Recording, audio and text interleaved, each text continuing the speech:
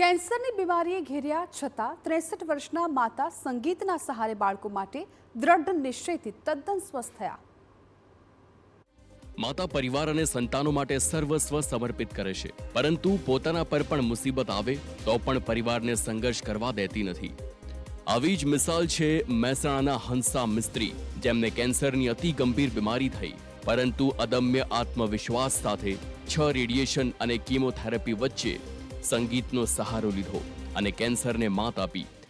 3 વર્ષના સંઘર્ષ પછી હું સંગીતના સથવારે બેઠી થઈ છું. શક્તિ છે કે જ્યારે હું હોસ્પિટલમાં હતી ત્યારે પણ મારા જે ડૉક્ટર હતા એ પણ મારી પાસે ગીતો ગવડાવતા.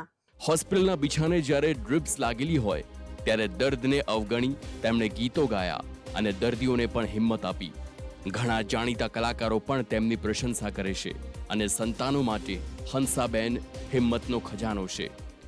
દર્દીઓ પણ એમનું દૂર દર્દ ભૂલી જતા અને ફરમાઈશ સામેથી કરતા કે આ ગીત સંભળાવો ને માસી, આ ગીત સંભળાવો ને, તો એમના મોઢામાં ઉપર હંમેશા સ્માઇલ જ રહેતી.